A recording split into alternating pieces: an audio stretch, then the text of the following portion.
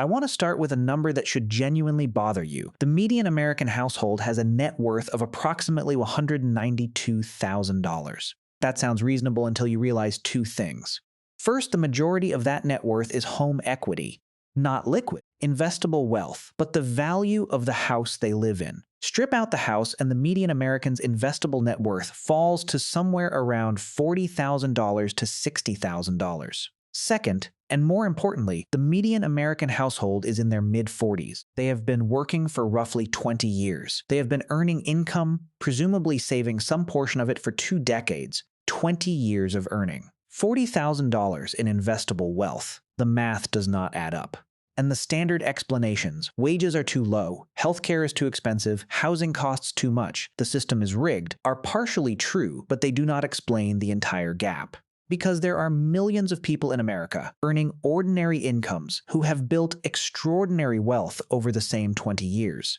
And there are millions of people earning above average incomes who have nothing to show for it. The difference is not the income. The difference is not the system. The difference is a set of specific, identifiable, largely psychological patterns that the people who never build wealth share in common, and that the people who do build wealth have either naturally avoided or deliberately overcome. Today, I want to tell you what those patterns actually are. Not the comfortable version, the brutal version, because the comfortable version, spend less than you earn, invest the difference, be patient, is correct. It is also largely useless. You already know it. Knowing it has not fixed the problem for most people. The reason most people know the correct answer and still don't build wealth is that the obstacles are not informational. They are psychological. And you cannot overcome a psychological obstacle by knowing the correct information. You overcome it by understanding the specific mechanism, why your brain does what it does, and then building systems that work around it. So here are the 5 reasons most people never build wealth, and I am going to be honest rather than comfortable. Reason 1. They optimize for appearing wealthy instead of being wealthy. This is the most common, most destructive, and most invisible wealth killer in existence.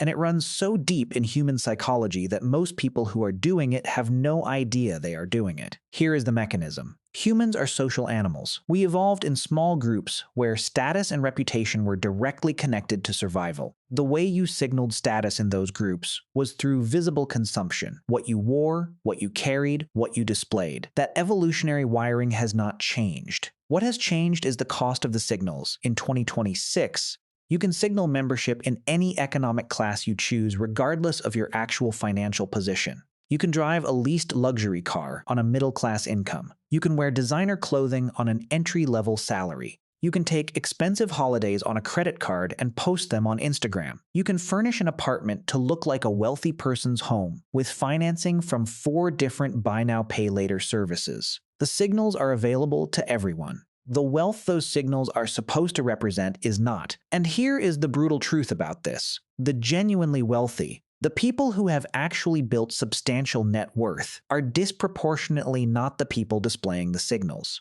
Thomas Stanley's research, published in The Millionaire Next Door, found that the majority of American millionaires drive ordinary cars, live in modest houses relative to their income, and are largely invisible in terms of conspicuous consumption. The people driving the most expensive cars in a given neighborhood are statistically more likely to be the people with the least savings. This is not a coincidence. It is causal. Every dollar spent on appearing wealthy is a dollar not compounding toward actually being wealthy. And the appearance of wealth is infinitely expensive because there is no ceiling on it.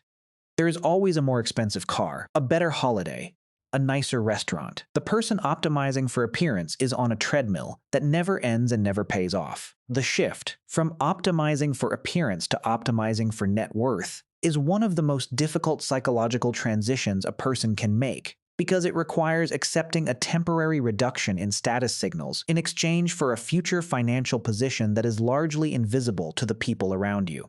Your colleagues cannot see your brokerage account balance. They can see your car.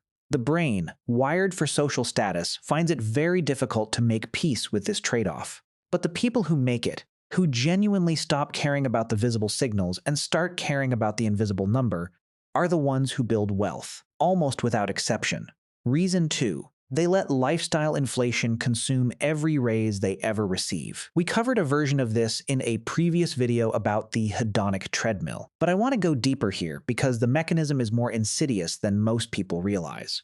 Here is the pattern. Person earns $50,000. Life is calibrated to $50,000. Person gets promoted. Now earns $70,000. Within 12 months, life is recalibrated to $70,000. The apartment is nicer. The car is newer. The restaurants are more expensive. The holidays are longer. The subscriptions have multiplied. And the gap between income and expenses, the only number that actually builds wealth, is roughly the same as it was at $50,000. Person gets promoted again, earns $95,000. Same pattern. Life recalibrates upward, gap stays roughly the same, and so on. For 20 years, the income grows, the lifestyle grows with it. The wealth does not. The reason this is so hard to avoid is not laziness or irresponsibility. It is that every individual upgrade is completely rational. When you earn $70,000, a slightly nicer apartment is a reasonable thing to want. When you earn $95,000, upgrading the car is not extravagant. Each decision in isolation is defensible. The cumulative effect is that none of the income growth ever converts into wealth. The people who build wealth do something different. When income goes up, the savings rate goes up first, before any lifestyle upgrade occurs. Not I'll save what's left after upgrading. The upgrade doesn't happen until the savings rate is already higher than it was before the raise. This is the only behavioral pattern that reliably converts income growth into wealth growth. And it requires a specific, deliberate, pre-committed decision. Because if you wait until after the raise to decide what to do with the extra money, lifestyle inflation has already made the decision for you. The higher income creates higher reference points. The higher reference points create higher spending. The decision has to be made in advance, automatically, before the money ever appears in your account.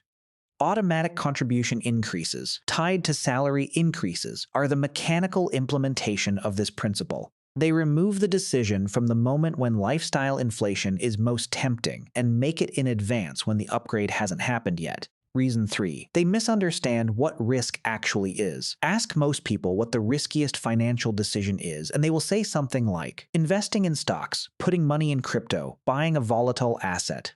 Ask a wealthy person what the riskiest financial decision is, and they will say, keeping all your money in cash. These are not the same answer, and the gap between them is one of the primary reasons that wealth accumulates in some households and not others. Here is the actual risk calculation. Inflation in the United States has averaged approximately 3% per year over the past century. A dollar in a standard savings account earning 0.5% interest loses roughly 2.5% of its real value every year. Over 20 years, that dollar has lost approximately 40% of its purchasing power. Not dramatically, not suddenly, quietly, invisibly, without any single moment where it felt like a loss. This is the risk that most people don't feel, because it doesn't show up as a negative number on a statement. The number in your account stays the same or goes up slightly. The purchasing power it represents shrinks year after year. And because the loss is gradual and invisible, the brain does not register it as a loss. The volatility of a stock portfolio, on the other hand, feels intensely like risk. The number goes down. You see it. It produces a visceral emotional response. The brain classifies it as dangerous.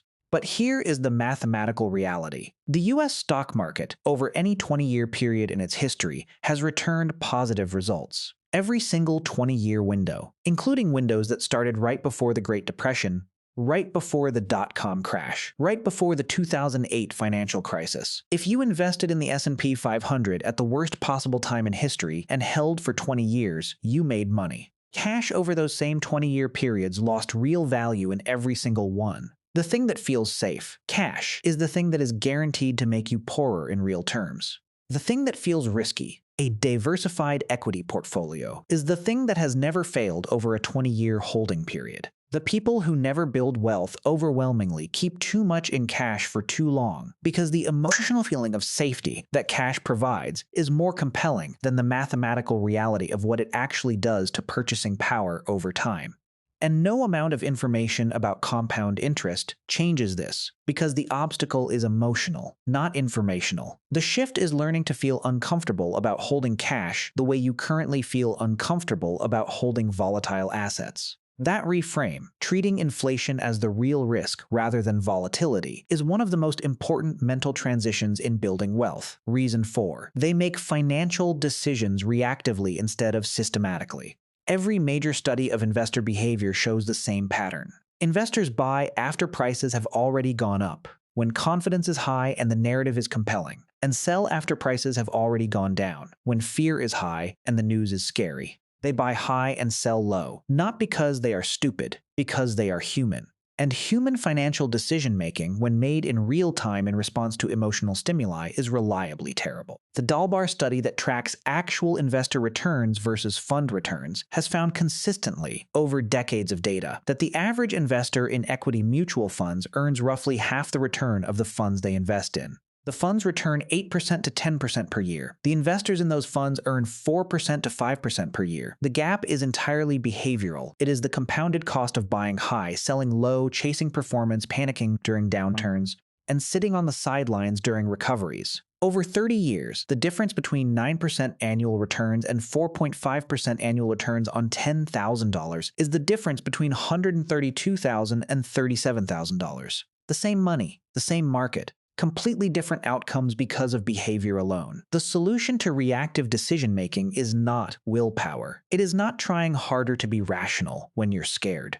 It is removing the decision from the moment of emotional activation by building a system that runs automatically regardless of what you feel in the moment. Automatic monthly investments into index funds, set up once and never touched, have consistently outperformed active management over the long term, not because the strategy is brilliant, but because it removes the human from the decision loop. The human is the source of the error. Remove the human and the error goes away. The wealthy don't make better investment decisions in the moment. They make fewer decisions in the moment. They build systems and then leave the systems alone. Reason 5. They think about income when they should be thinking about assets. This is the most fundamental reframe in all of personal finance and the least discussed. Most people think about their financial life in terms of income.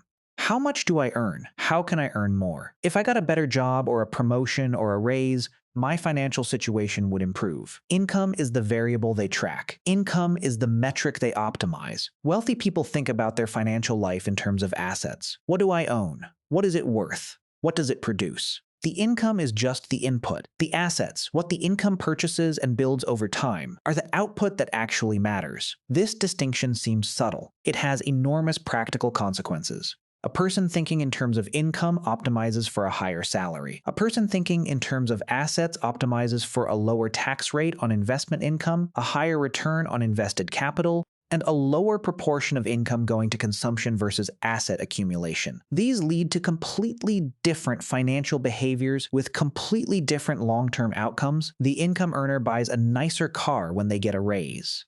The asset builder asks whether buying a car or investing the same money produces a better net worth in 10 years. The income earner thinks about how much they make per year. The asset builder thinks about how much their assets produce per year, which is the number that eventually replaces the need for a salary entirely. The transition from income thinking to asset thinking is what financial independence actually means. Not having a high income, having assets that produce enough income that the salary becomes optional, and this transition cannot happen as long as income growth is continuously converted into lifestyle rather than assets.